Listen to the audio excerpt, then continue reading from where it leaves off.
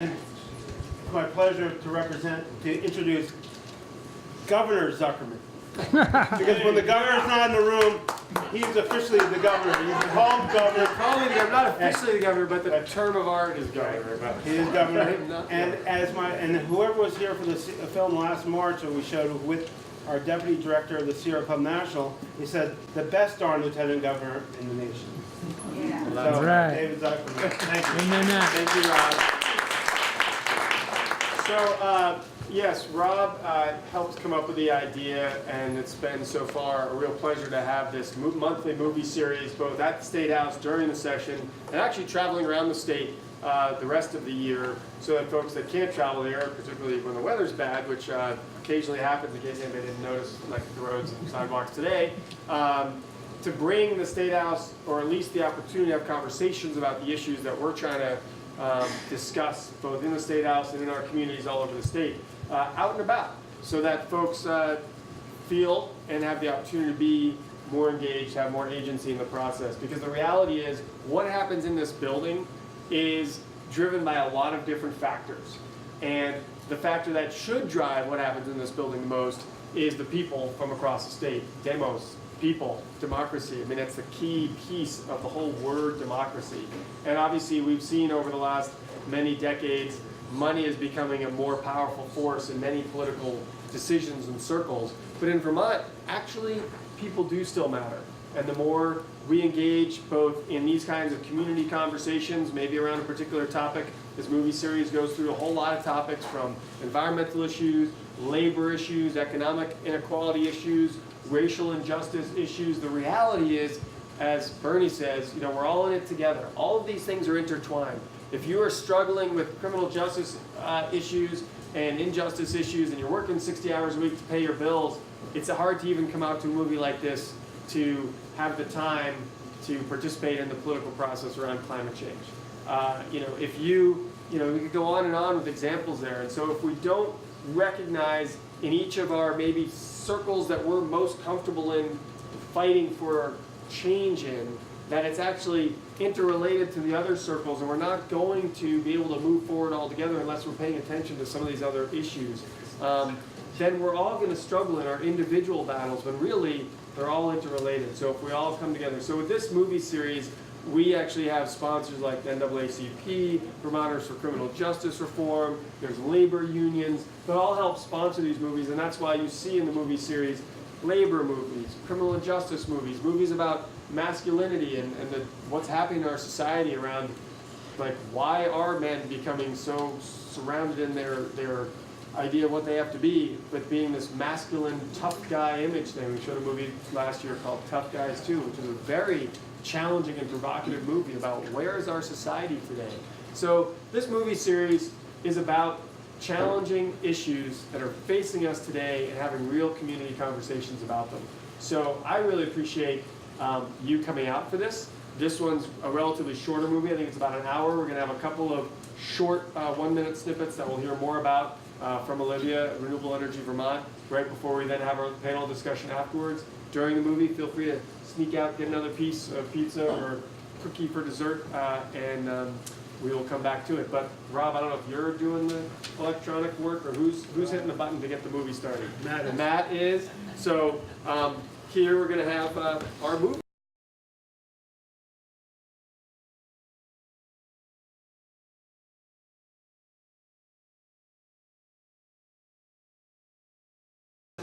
My name is Olivia Campbell-Anderson. I'm Executive Director of Renewable Energy Vermont and the Renewable Energy Vermont Education Fund. And you've here with us is several of our entrepreneurs and local businesses that are going to talk more about what they do. And like I said, I'm Bill LeBarish from Grassroots Solar in Dorset. We do residential and businesses and farms, solar, storage, and we'd love to talk to more about what we do and to see what questions you have. And I'm Danielle LeBarish, and I work with my father doing technical design and sales for our solar systems. So I do outreach and we do educational events around the state as well. I'm Morgan Casella with Dynamic Organics, and we're out of Putney, Vermont. We're a local renewable energy development firm, and integrator firm, trying to integrate the use of loads at the right time so that we could kind of get these renewables balanced. So our focus right now is trying to turn buildings into batteries for the grid. And my name is Chris Bray. I live in New Haven, Vermont. So I'm a senator for the Addison Senate District, which is Addison County, Huntington, and Buell's-Gore. Buell's-Gore never wants to be left out, all 26 people. And I have the real pleasure of chairing these days the Senate Natural Resources and Energy Committee. I have a lifelong interest in energy topics and biology, so it's a perfect place to be. You know, we're in a moment, I guess you could say, of crisis, which also equals opportunity, because when things are really stressed, that's also a moment when people say, well, maybe it's time to try something different, and Vermont's been trying a lot of things that are different. And I would just say the last thing is, I feel like the legislature's best role is to hold forward a large vision of prosperity, which to me means something like a healthy economy based on an economy that's works in concert with nature. So does anybody have a question either that's created by the movie or for any? Idea of making buildings into batteries. Tell us about that. So buildings in this country use 73% of the electricity.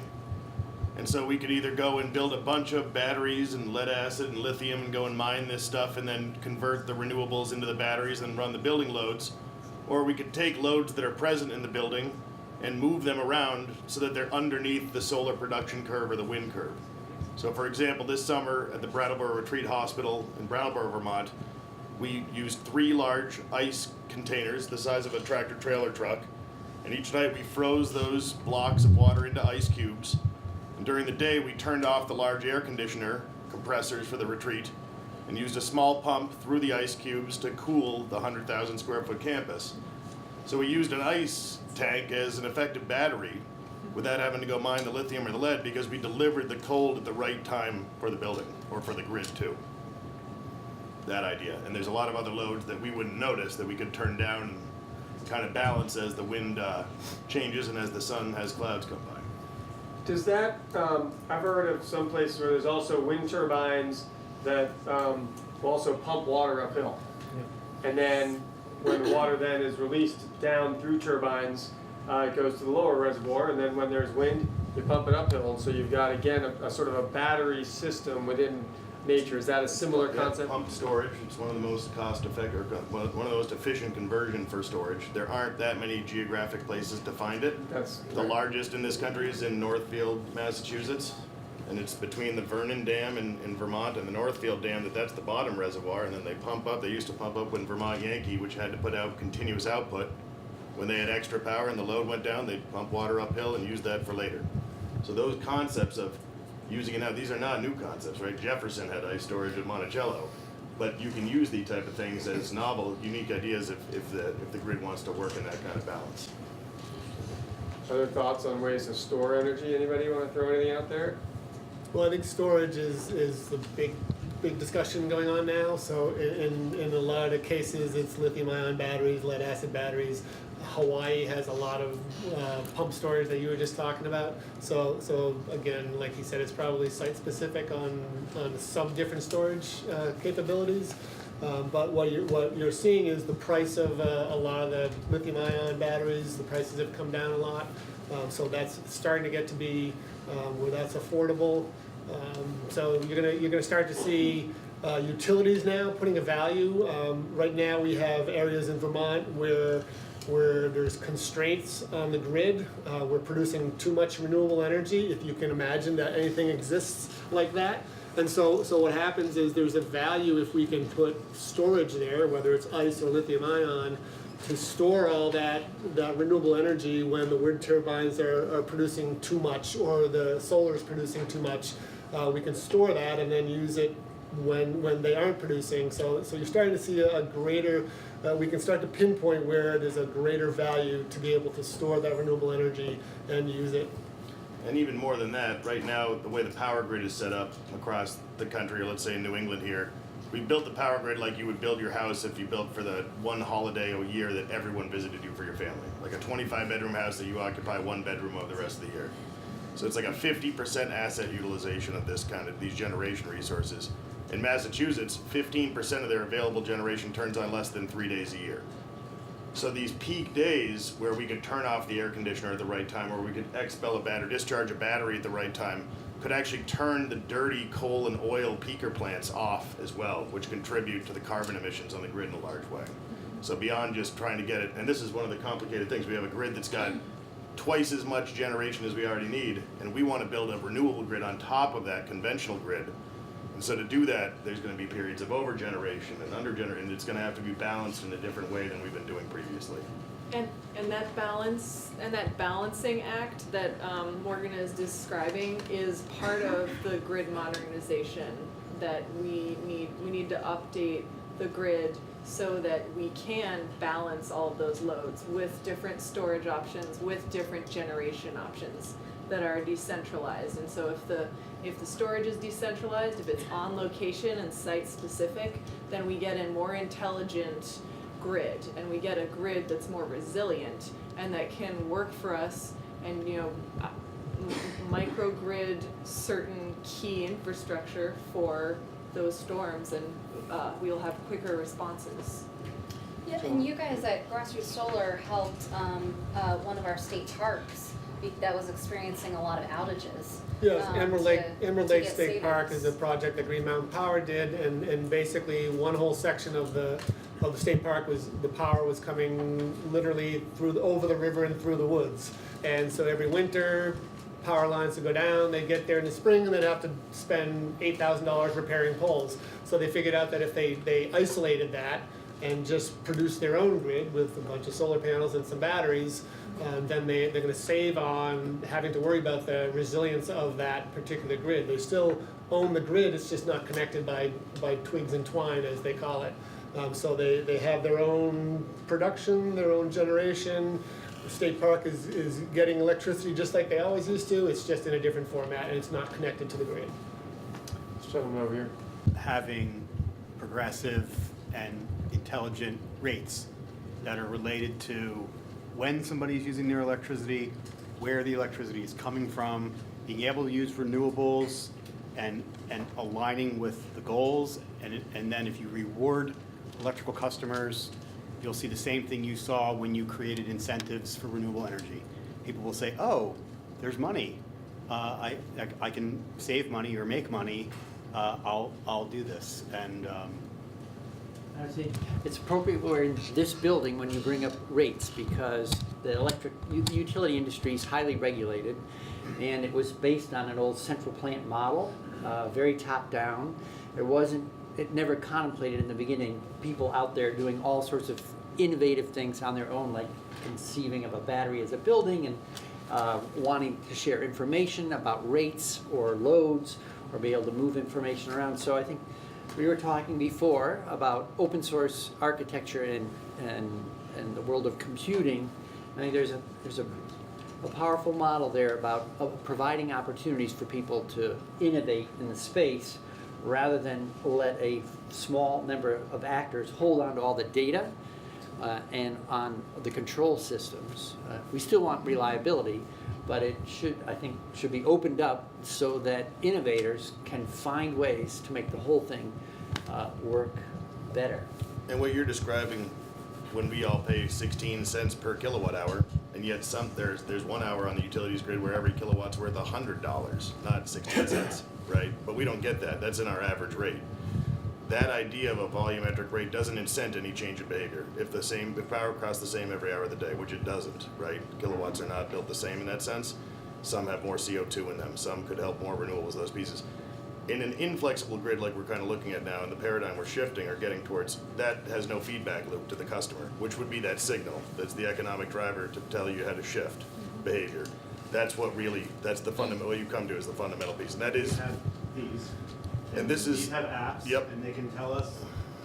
and this is that architecture platform. That's the thing where the other app guys, the Honeywells and your smart dishwasher and your hybrid hot water heater, they need a signal to incent their behavior too. They're waiting for it as well.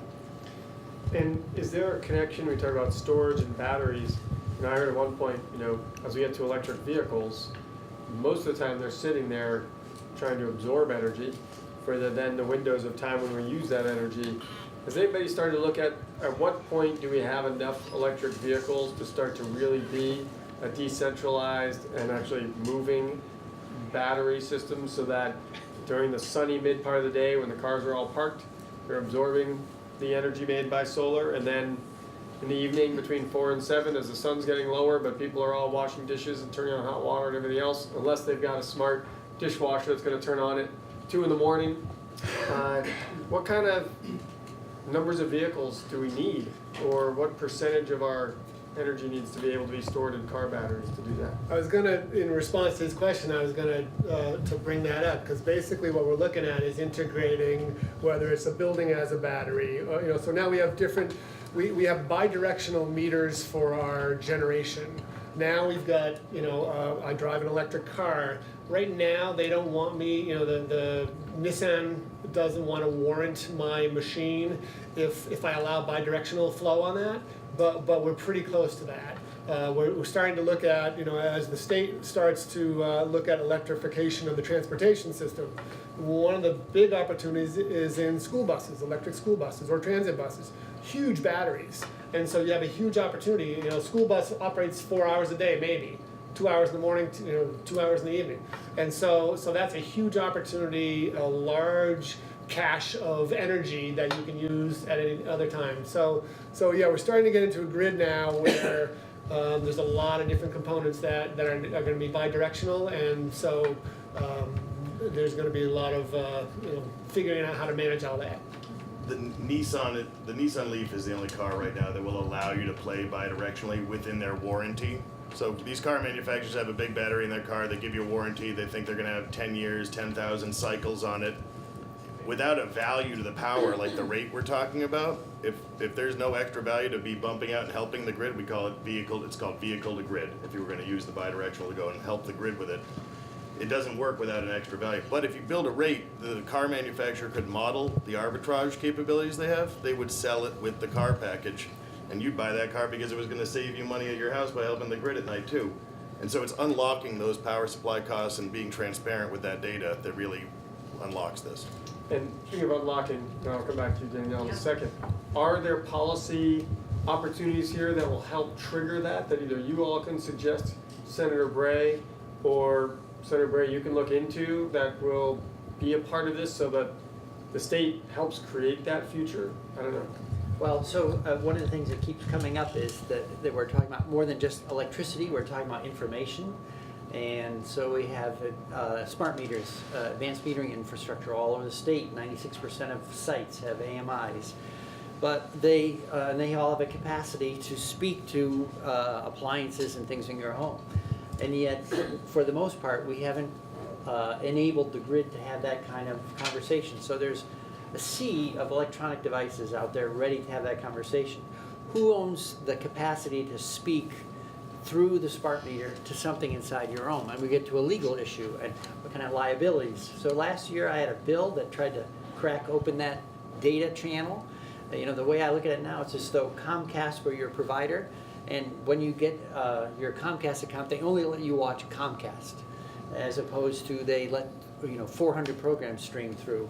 So I'm hoping that we will change the law in a way that lets the data that flows along through the grid come into play, because then you'll be able to share all the information that lets you make smart choices, incentivizes not using your washer at a certain time, or putting your car into a program that does vehicle to grid payments. And so that's one piece. There's that legal infrastructure around what kind of data, what kind of access, what kind of security. And I think I ran aground last year on that bill, but that doesn't mean that I've already reintroducing it again this year. And the conversation in the building is already one generation further along. So I think we will get there. And I'm going to put out some of that, Daniel, I'm going to get to you, I promise. In that, the way that an idea like that gets more traction in this building is not because Senator Bray says it over and over and over again. I can speak from experience saying certain things over and over and over again, and sometimes they take 16 years, or in the case of cannabis reform, which I've been talking about since 1994, 24 years to get somewhere. the way those types of topics start to move is back to that part I talked about when I opened with democracy and people. And so if the people in this room talk to your reps and simply ask them, sometimes it's about asking questions, not telling them what to do. But have you heard about this topic? What do you think of it? And they all of a sudden go, dang, I don't know anything about that. I better go find out from somebody. Who do I talk to find out about it? Oh, Senator Bray's been talking about that. Then they go talk to Senator Bray. You have just empowered Senator Bray to be the conduit along with whatever you share with them. Because frankly, most of us are experts in what we're experts in, and we know very little about everything else. And so your passion, your knowledge, and then the knowledge of that couple of senators or representatives that are focused on it, that builds their soapbox when you ask a legislator, because they want to get back to you and appease you with some knowledge, whether they agree with you or not. They at least want to be like, oh, I've looked into it and I understand what you're talking about better. So your phone calls, your emails, make that difference happen faster. Danielle, you've been so patient. Yeah. I was going to follow up what Senator Bray said with an example of a company in Vermont that is working on smart demand, which is packetized energy. And they've won innovation awards for their work on smart water heaters that come on demand at times when energy is less expensive. And so that way, that's a huge savings for ratepayers. And so getting, as we get more devices that are smart and we have, sharing of this data in a way that can benefit, all Vermonters, through cleverly designing the rate structures, through open access to the information. This is, we want to spur innovation in this area, in that smart demand base, yes. Just one particular point to what you two are talking about. You better be careful about the open access to this data. If you think the IoT world that exists today is Excuse me, what's IoT world for many people that may or may not know? Internet of Things. Okay? When you take a look at that environment, if you think that the hacking and the issues around Facebook and privacy and legal issues, I guarantee you that will pale in comparison to what will happen once all this information, open access, gets made available. And I was going to ask a question along those lines. In overseeing that information, I think many people are beginning to wonder, as our phones are actually listening to us as we speak, unless you've turned off the right things, which I don't even know how to turn off, and so I'm in trouble. That data can be very valuable to all of us in aggregate, and our systems talking to the grid and finding out when power is more expensive or less expensive, and there's good generation happening versus not good generation happening, and at the same time there is this privacy issue. How do we bridge that? So a couple things. There's got to be anonymized data, so it's not ever stored with your personal identifiers. And cybersecurity is a huge issue for every single electric utility. And there are two types of electric utilities. There are ones that know that they've been hacked, and electric utilities that don't know they've been hacked. So it's a huge point of vulnerability for our electrical infrastructure. Yeah.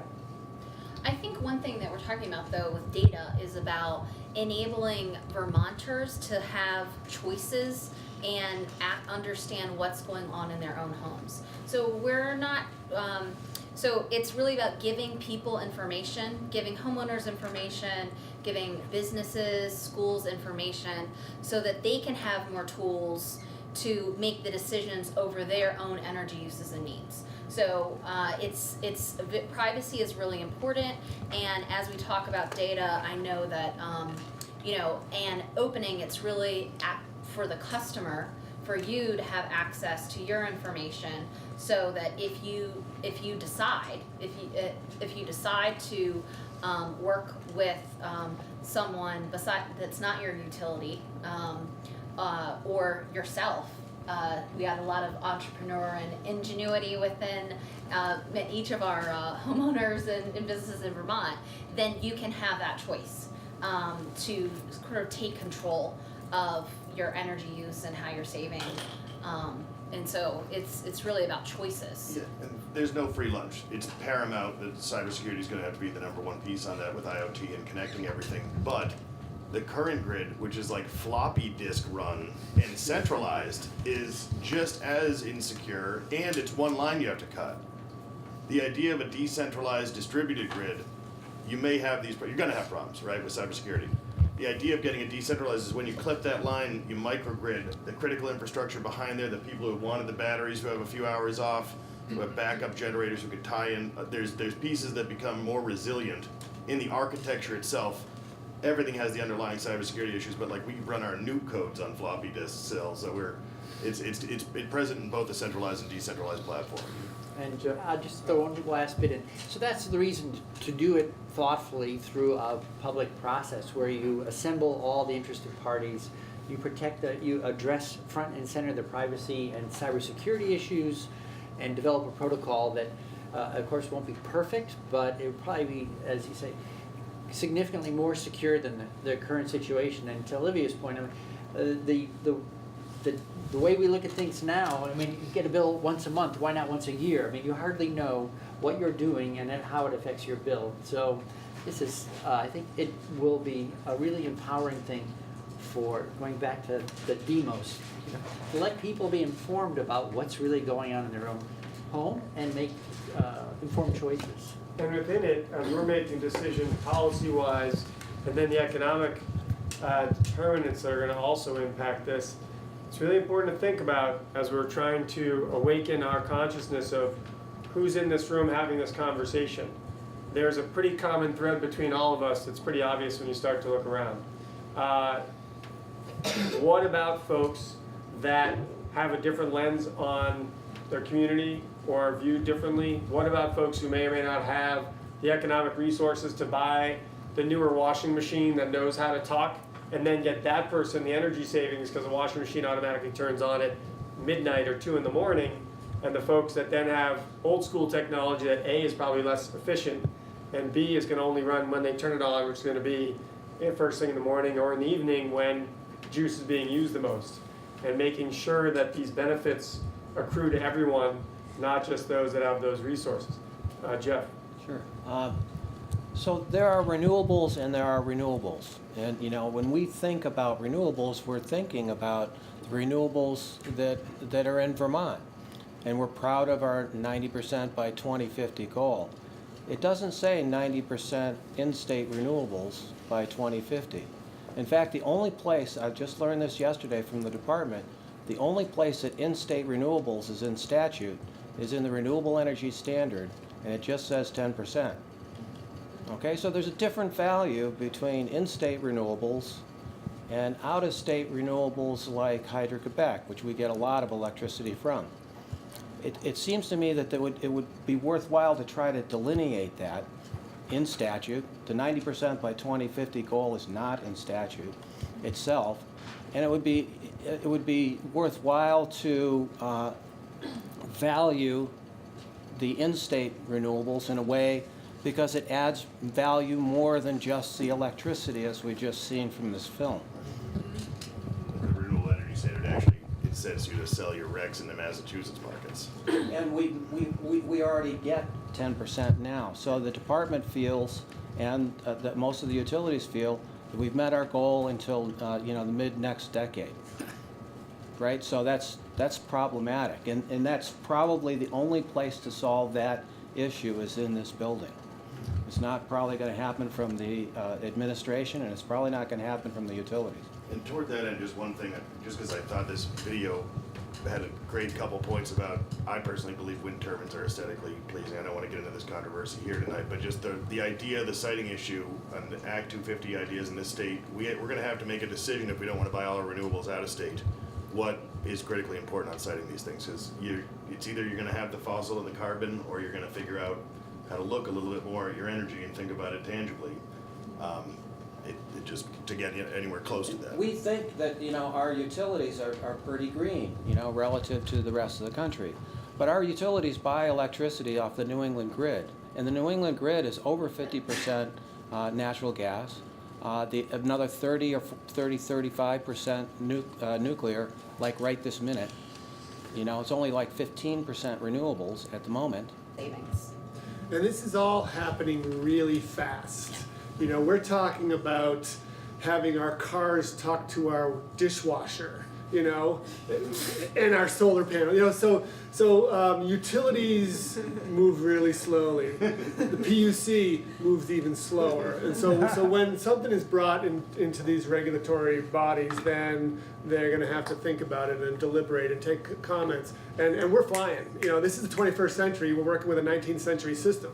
And so I don't think their response is as quick as we would like it. And so we have to set in place the ability to make those things move quicker or be able to expand in a greater way, because, you know, internal combustion engines are disappearing from a lot of car makers in 2 years. You know, Volvo said they're going to stop making the internal combustion engine. So we got to get rolling here.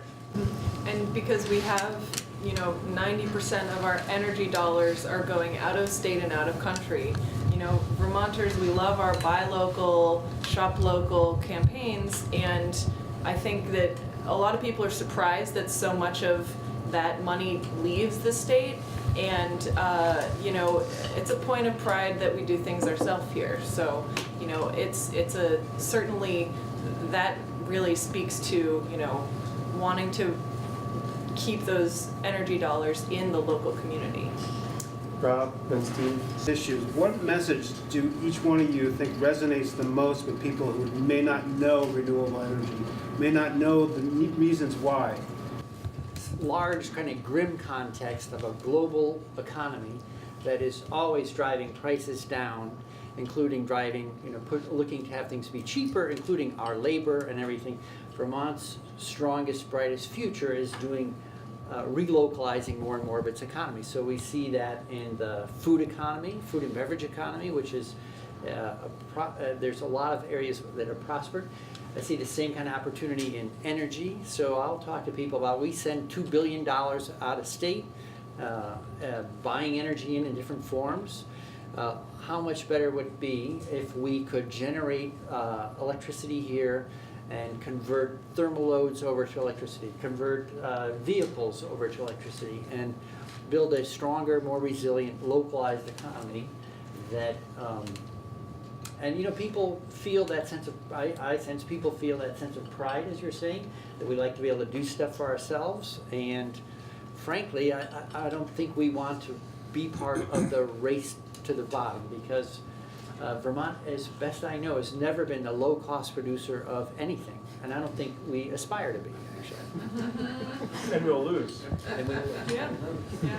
I think that this decentralized platform is the next industrial revolution, basically. Between transport, communications, and energy, basically, between renewables, electric vehicles, and the Internet of Everything, or the Internet of Things, it's going to change and redirect all of what we do. And all the jobs we want, all the economic prosperity is here because we have to change everything, you know, to get off this fossil fuel. 90,000 EVs by 2025, according to VCAN now. 87,000 cold climate heat pumps, 500 megawatts of solar, 200 megawatts of wind. It's just in 7 years. So if you can, to change and adapt that way, you're going to need a whole new workforce, all reskilled. There's so much opportunity to transition it, to bring people into the state, and to lower costs. Because what we're shooting for on these peaks, 10% of your hours in the year represent 40% of your electric bill. So to be smart during that time, you can reduce the rates for everyone in Vermont, not just the people who can't afford the dishwasher. That's the fun part about this. It benefits everyone. Absolutely. And so why wouldn't we take the opportunity to build the infrastructure of the 21st century, you know, employ people in a growth industry, and to make life more enjoyable and more affordable for more people in Vermont? I mean, have a $1 billion buy local campaign. And I would say what drives most of the people that I talk to is energy independent, or being independent, being resilient. You know, not a single one of my solar customers get solar because they love their utility. They pay the utility every month, and they'll do it for 30 years. You know, instead you can pay yourself every month for 8 years, and then you're done, and then you don't have to pay anybody. You know, and also when the power goes out, you know, I know the utility's out there working, but you've already got power. So I think the idea of being able to have some control of your own power is a very empowering thing. If you, as practitioners, as people who are putting this stuff into place, is it too early, or are you starting to get some feeling for how that's working out? The idea was to facilitate the growth of renewable energy in Vermont. Is that happening, or is it too early to say? I think in the towns that have created energy plans and actually affirmed that they do want renewables in their town, they want to get to Vermont's goals, and here is where they want to do it. You know, there are towns that have embraced that already, and they have tremendous interest in solar. You know, Brandon sent a letter to every property owner saying, do you want solar on your property? And of course, a lot of them are interested. So as people in more towns work on that energy planning process and see as a town, we could put in 10 acres of solar or one wind farm, you know, what's going to get us to our goal as a town? How much energy do we use? You know, I'm seeing feedback as part of that process. So, yeah. I'd just say briefly, there was a period 5 years ago, 4 years ago, 3 years ago, where there was a lot of pushback about siting that you might say suboptimal. I live in New Haven. Three-phase power runs right down Route 7, the most traveled corridor on the western side of the state, and no surprise, a lot of the solar projects landed right on Route 7 and made them about as visible as possible. So Vermonters are incredibly sensitive to change on the landscape, and people who, I think, even though people supported renewables, they said, well, I'm not really sure I like seeing all this stuff. So you could say, well, that's a rather fancy thing to be fussing over when we're burning the planet down every day. But at any rate, there were a lot of people who said, couldn't we do this better? And so Act 174 created that process. Towns can have much greater influence in a PUC proceeding if they have a certified town energy plan. So as a carrot and stick thing, let's respect local control, let's give them more influence, but let's also tie that higher level of influence to stepping up and making a proactive town energy plan that keeps that town on track for 90 by 2050. And when it's a living experiment. We're figuring out how well it works or doesn't work, and we're taking testimony committees starting next week from a bunch of people to say, what's your experience? Do we need to tweak that because we leaned one way or the other too far? Who knows? You know, there are some areas like in Bennington or even in Dorset that have done a really good job with creating comprehensive energy plans, looking at total energy, not just where we locate our renewable electricity resources, but also what is needed to make sure that we have renewable heating and renewable transportation. And so I think that it's really important to make sure that our town and our regional energy plans are adequately comprehensive. I think it's also really important to make sure that you know, while we can do these things just like land use planning on a local level, when we step back, we are operating on a regional grid with all of New England, and in the state, we are operating as a state together to meet our climate and renewable energy commitments. And so accountability is really important to make sure that we're using the right data and the right numbers up at the top about what's needed, and then adding up the pieces of each of our communities to make the whole. And so I think it's really important too to make sure that we have accountability for that the legislature is looking at the bigger picture to make sure that that it adds up. And right now we're probably falling short. I'd like to ask about getting reform at the PUC and with the utilities. I feel like the utilities are partially the villain in this issue by helping getting rid of net metering through working with ALEC, the American Legislative Exchange Council, and Green Mountain Power has a good reputation apparently, but I still feel like it's an obstacle for some of the things we want to do. The second part of that is like, what do you guys think the role of the state is in this issue? Like, we just heard a very passionate call for the Green New Deal, which is basically asking for the government to be involved in the crisis of the climate crisis and work like it's an emergency. So I guess I would ask is like, how much have we been giving away the golden goose to Green Mountain Power, and where could the state claw back its power from these utilities?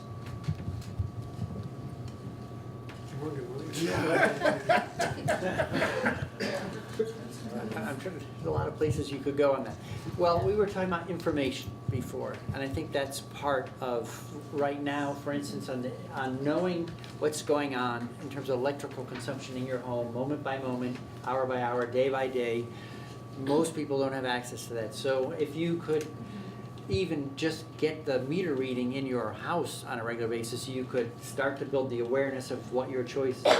If you could start to see the real cost of power, you could start making choices like in the old days, actually, when you say, oh, I'm not going to do this load of wash until after 8 p.m., when you would go to a different rate structure. And so I don't know that it's so much taking on GMP per se, but democratizing the information and the assets that we all have bought, either as citizens or as ratepayers already. So, and I don't even think it needs to be vilified. I think it's what Olivia said, that if we start with common agreeable data that we're all in, that we understand the power supply cost. So I understand that hour that comes up that's $100 for the kilowatt, not 16 cents. Then let's share in the price risk of that together, because we're all understanding what we should influence. Right now, there are a lot of people who do their books on their own, and we find out later or pay the average rate that, well, yeah. I think overall, though, what's really important and what you were getting at with that question is the need to improve the integrity, the transparency, and the effectiveness of Vermont's energy laws and the processes by which we are implementing those energy laws and holding ourselves accountable, holding our utilities accountable as well. And so that gets to what's necessary at the Public Utility Commission in terms of transparency. It gets to our need for 100% renewable energy standard, where it's has high integrity. For example, our renewable energy standard shouldn't be subsidizing new oil boilers, which has been the case. It shouldn't be subsidizing nuclear energy purchases from out of the state. So there's a lot that we can do to improve that integrity, transparency, and effectiveness so we can meet our commitments. And I think when we look at things through that lens, that we'll all be better off. I know the Public Utility Commission has taken some steps to enable greater participation